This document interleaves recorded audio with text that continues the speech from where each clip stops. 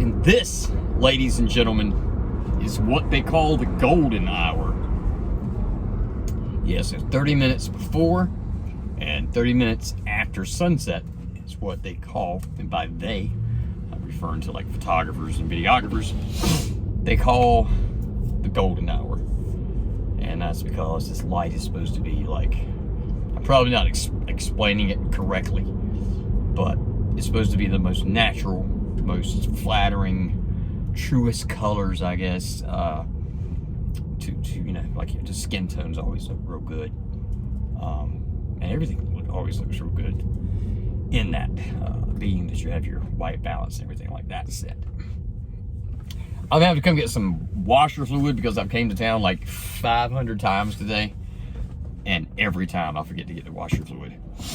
I'm also, if I hadn't mentioned, missing the hell out of that tinted strip that went across the top of my windshield, which I'm now just thinking about going back and getting my windshield tinted when jobs start coming in. I get money.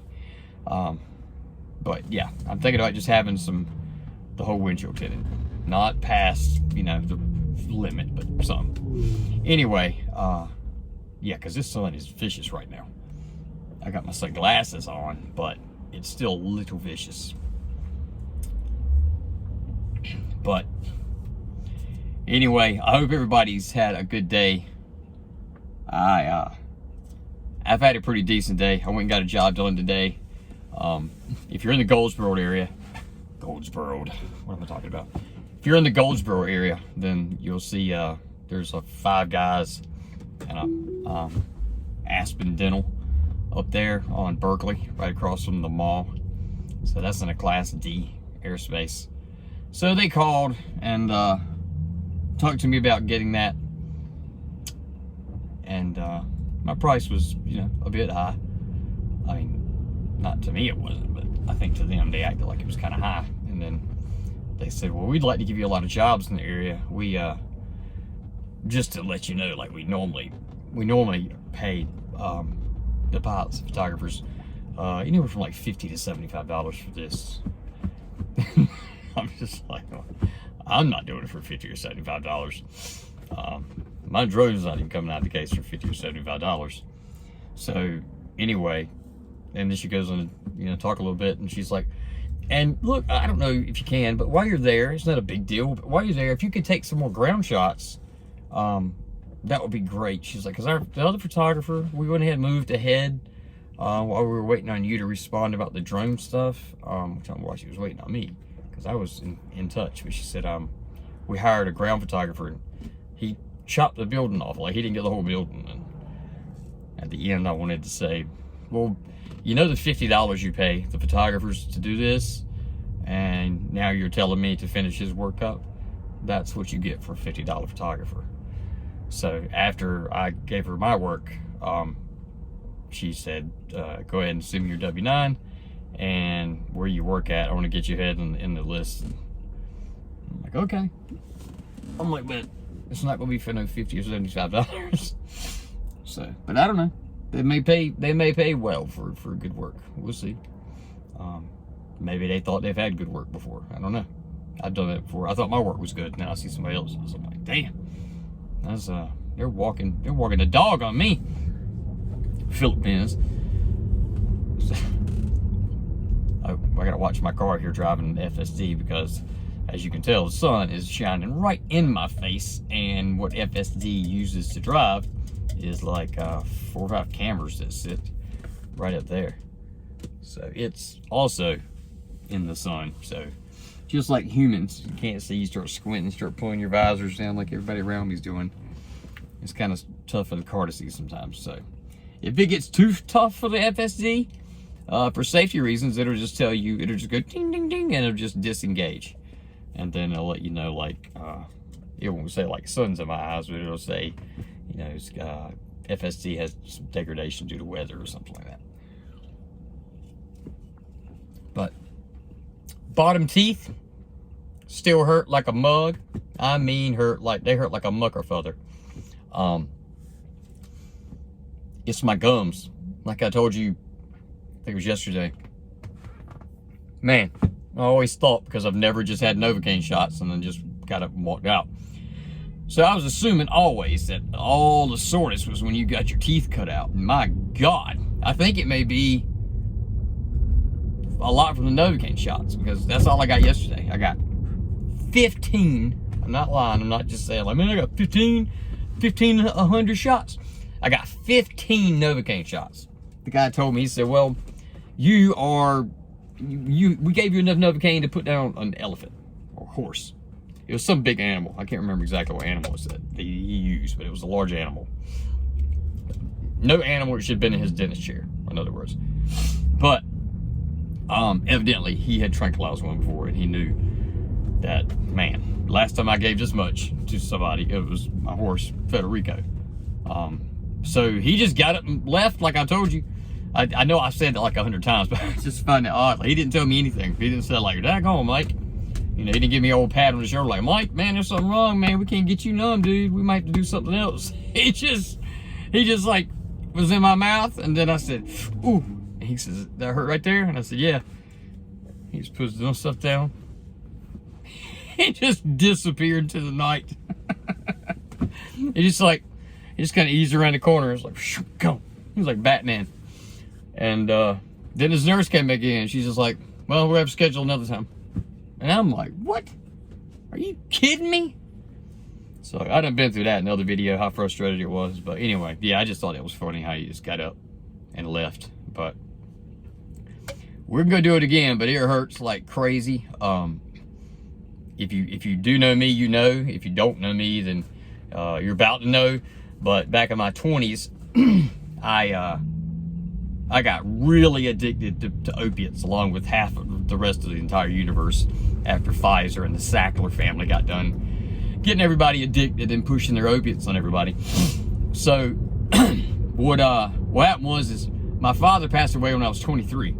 Well, they knew all this stuff, like, you know, they knew it, but I didn't. I mean, I realized it later.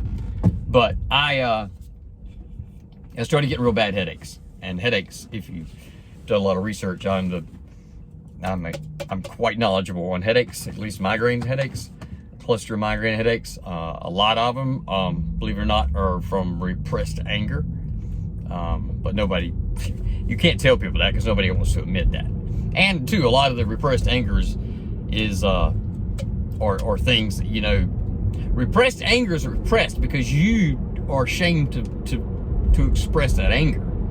So just for example, you know, if you're a young guy coming up in this age and you were gay and maybe you were worried about coming out to somebody, or, you know, to the world, and maybe you just stayed mad all the time and you repress that. But you can't tell anybody that. You can't tell anybody, I'm mad as hell because I can't, you know, you can't do that.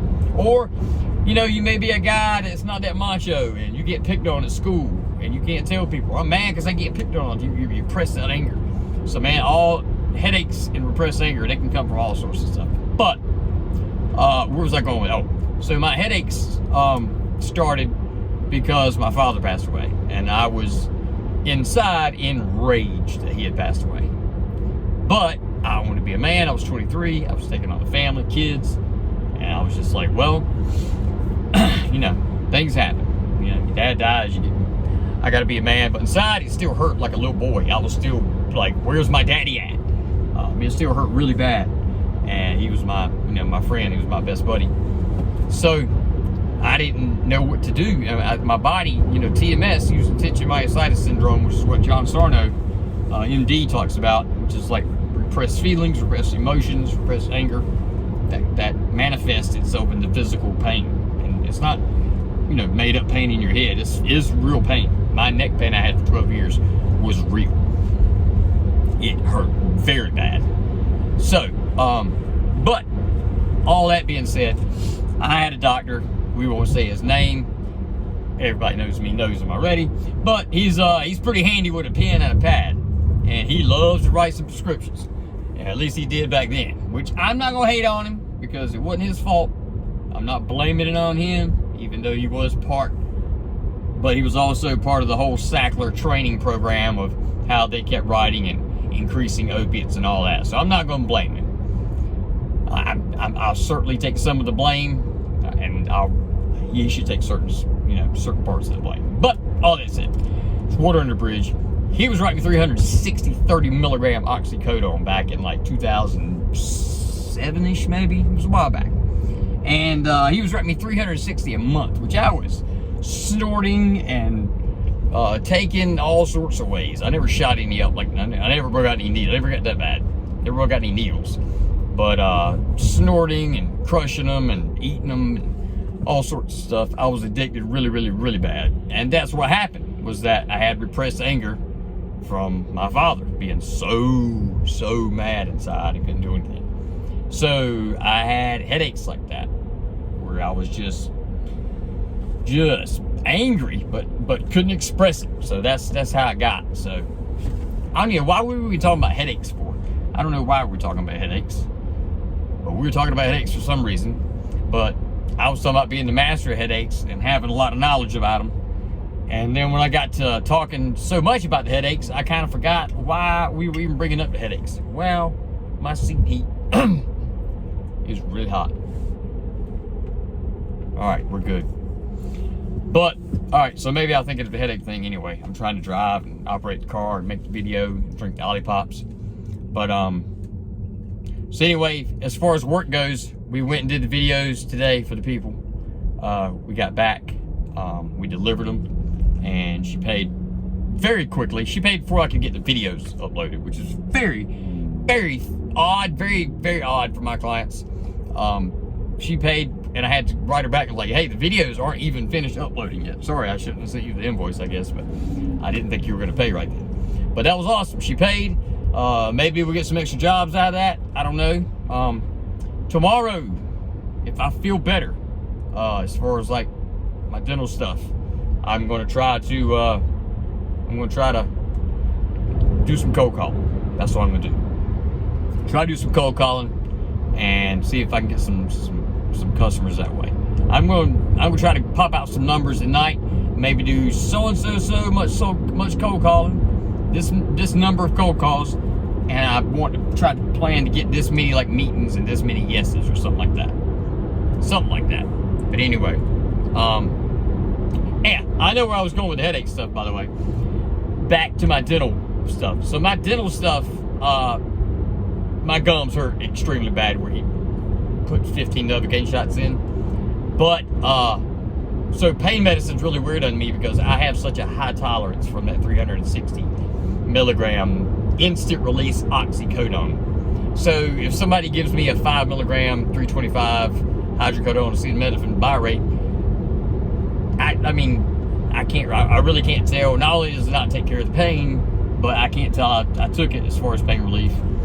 So, 15, if I get 15 hydrocodone, it doesn't offer me a lot of pain relief. So, I also have desensitized myself from having that addiction with the pain pills, because you get like the hyperalgesic, where your body kind of is always kind of itching in pain because it's wanting that drug that you gave it so long. So that's got something to do with it. Also, if I hadn't said it already, Amber read it, but we found out that high doses of vitamin C can also make your body kind of reject the anesthesia. So we'll see about that. But next time, hopefully, we won't have to worry about getting all jacked up. I know they're gonna put me on some more Valium, and maybe, I don't know, maybe some Valium before I come in. I think they want to get me more chilled out, which I don't think that's gonna help. I was pretty chill last time. It just hurt. I was chilled until it hurt. So, I don't know. Anyway, in the last couple of minutes, Raw came on last night. Not much happened. Had a good segment at the end with Cody Rhodes and CM Punk. CM Punk always has good interviews, or he always has good segments talking. So he looks like him and Cody, they're kind of dispersing the feud everywhere. I noticed it's like maybe Cody and him, maybe Sammy and Cody, maybe Kevin and Sammy, maybe Randy. Like, I kind of don't know what's going on or where everybody's going. Maybe we'll find out this Saturday, I think, or this Sunday, Saturday or Sunday at the Royal Rumble. It's going to come on. WWE, and yeah, you know, the winner always faces the person at WrestleMania. So we got a lot of entries in it. We're gonna see what's gonna happen. I hope you get more exciting with some good storyline stuff. They kind of been lacking on the writing good stories, but hopefully they'll improve. But they got some of the Wawa up over here in Rosewood. How about that? It's taking it forever. Wilson built like 14 Wawas in the time that Goldsboro put one up. Yeah. So, all right, I gotta stop and get some windshield wiper fluid. It's the only maintenance I had to do for this car,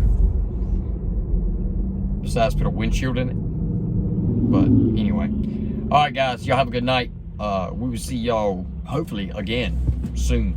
Peace and love. Peace and love.